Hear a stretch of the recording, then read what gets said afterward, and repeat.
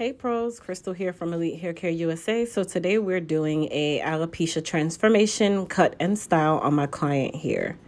So of course, from the looks of it, she does not look like she has any form of alopecia issues, right?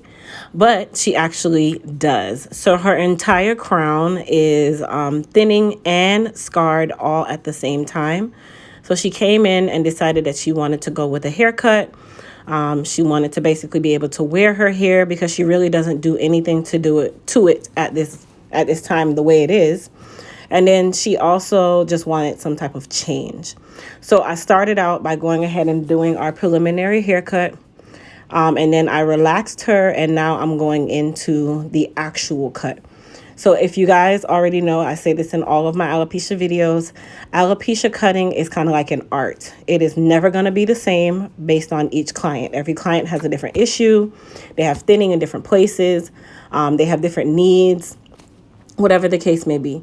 So it's not kind of like a one size fits all when it comes onto this, because everyone is a customized haircut.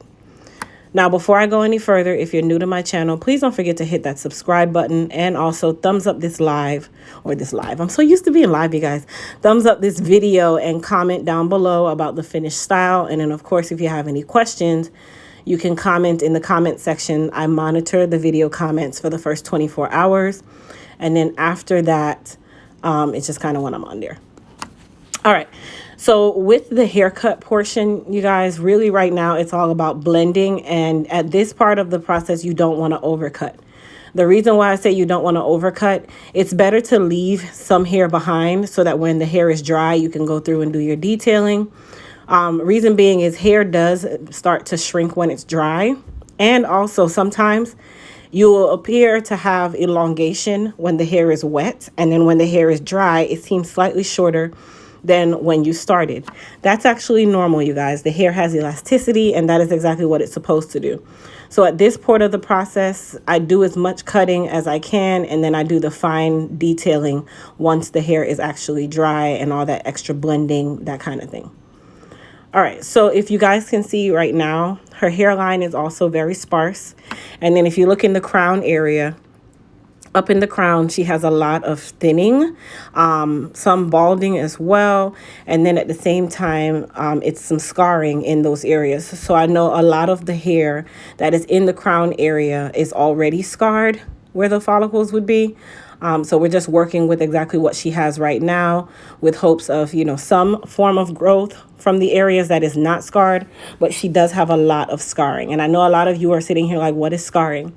Scarring, when it comes onto alopecia, is basically irreversible. Just like you have a scar on your arm and nothing will grow, you'll notice your hair will grow around the scar, that kind of thing. It's the same thing in the hair. Remember, the hair or the scalp is just like skin. It is skin.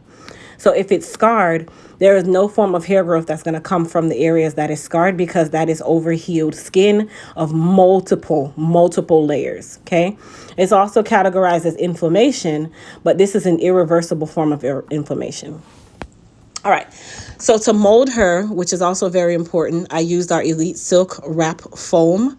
And then for going home and her at-home care, for her, I would definitely recommend our Hair Repair and Restore shampoo and conditioner. She would also need our Elite Silk Wrap Foam so that she can mold her hair down. She's going to also get a protein treatment within 2 to 3 weeks of getting her hair relaxed. Now, the protein treatment that we use is the Elite Repair RX.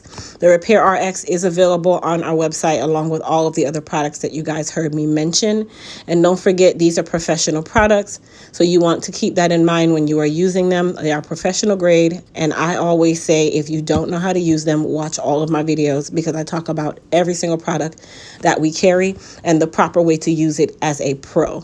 So just so you guys know, this video was actually recorded last month, and I just got around to editing it. So she has actually already come in for her maintenance, at which time we did her protein treatment using the Elite Repair RX. We gave her a good shampoo, a good cleansing. We also talked about molding her hair. So one of the biggest challenges when anyone gets a haircut is learning how to mold your hair properly.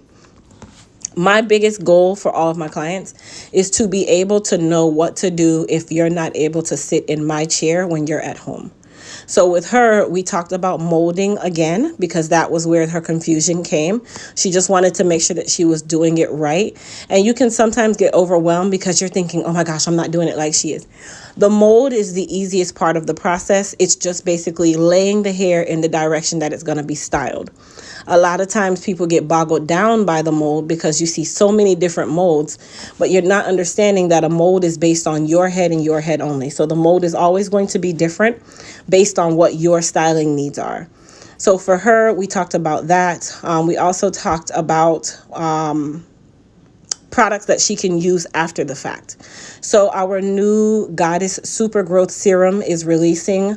That serum is a water-based serum, so it does not have that oily buildup, which is like an oil-based serum, like our Goddess Hair Repair Serum. So in her case, she is actually able to apply the Super Growth Serum very sparingly every couple of days. Outside of that, she's able to do our Shine Booster conditioning treatment to add shine to her hair. She's able to do her semi-permanent coloring. Like, there's so many different things that she can do. We can also sometimes add tracks to the top portion of her head to give her a little more oomph. So don't ever feel restricted because you have a haircut. And that's kind of where a lot of people get boggled down, because they're looking at it like, oh my gosh, I got a haircut. Now what do I do? When the haircut should be extremely fun, it should be playful, and you should not feel restricted, because the good thing about having short hair is you can go as long as you want. You can go as long as you want, but when you're long, you can't go as short as you want. So I always say that with my cuts. Even with my own haircut, I've had a haircut for a very long time. I love my haircut, but I'm not against long hair. I'm not against relaxed. I'm not against natural. I am for everybody's hair. I don't care what you have. And that's another reason why I designed my line that way, so that everyone within all categories can use our products. So what I'm doing now is going through and just detailing. So I'm creating a hairline. I'm also removing some of the density in the nape area. That is also another area where people seem to find very complicated, because the nape area likes to flip up. Just because the way we move our neck, you move your head up, down to the side. So the nape area likes to flip up. So I like to keep that area nice and thin. Just so you have a nice shape, and then it lays really, really well as it begins to grow out. Now, I will say, when she came in for her maintenance appointment, that she did have a slight more density than when we first did the haircut. And I'll tell you why she had more density. When you first get a relaxer, your hair is going to be at the most relaxed state possible. As the days go by, as the weeks go by, you'll start noticing that you'll get back a lot more density, because that relaxer phase, that fresh relaxer, is now slightly older. So you'll start noticing that you have a little more volume. You love the way it moves. Typically, people don't like the day that they get their relaxer. I absolutely hate my relaxer day. Why? Because I feel like my hair is at the flattest that it could ever be, and I like my hair to be nice and textured, right? So when she came in for her maintenance appointment, that's exactly what happened. She had a good amount of density in respects to how her hair is right now. Her mold was really, really nice. Like, it just came out really well. And that was something that I was glad for. I actually did see a couple little strands of growth in the crown area, which is also good. But like I said, you guys, if it took you years to get to this point, it's going to take you years to get out of it. And sometimes some of that damage that we've done over the years, and genetics as well, is not going to make it as simple for that growth. So not everyone has to get a haircut, but most times, if you're not taking care of your hair when it's long and natural, why am I going to think you're going to take care of it any other time? So typically you have to take yourself out of that element and bring yourself into something new and fresh. Because think about it. If you get a new car, are you going to treat it like you treated your Honda?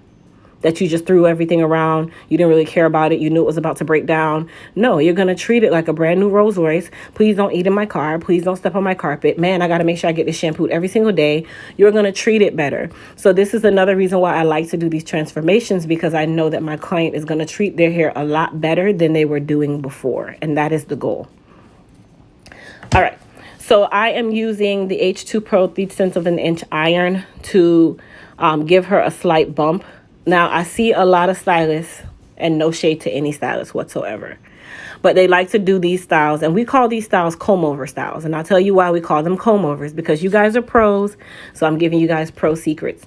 Comb overs are basically where you redirect hair from one part of the head to an area that hair is not growing or thinning. By doing that, they usually like to leave the hair nice and flat and then make these insinuations that you've just changed their entire life and blah, blah, blah, blah, blah, and blah, blah, blah, blah, blah.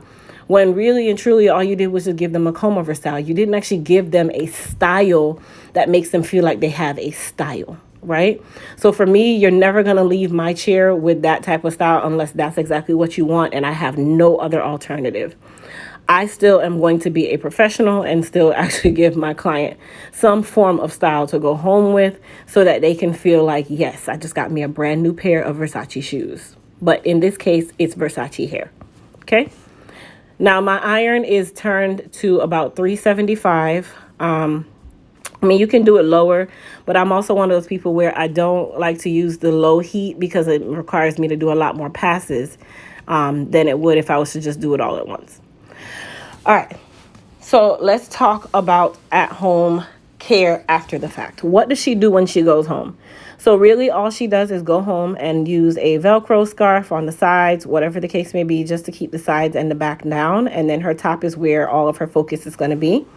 Now, I did apply a little bit of our Elite Masket fibers in the crown area just to kind of give it a little bit more fullness or that look of density based on the style itself. And then from there, that is going to last a couple of days. And then, of course, she can actually apply those fibers just the same in that area as well if she wants to kind of give that nice blend effect in the scalp area where she is thinning. Okay. Outside of that, you guys, her style is basically about done. But I hope you guys enjoyed this video. I don't like to overtalk, but you guys know I can talk. I hope you guys enjoyed this video. Please don't forget, as I said, comment down below. Tell me what you guys thought about her haircut, about the transformation. I really wish I had a before of the entire head so you guys could see, but I didn't. I'm sorry. Sorry, you guys. I'll do it next time. But anyhow, you guys, thank you guys so much for watching. Don't forget to thumbs up, and I'll see you guys later.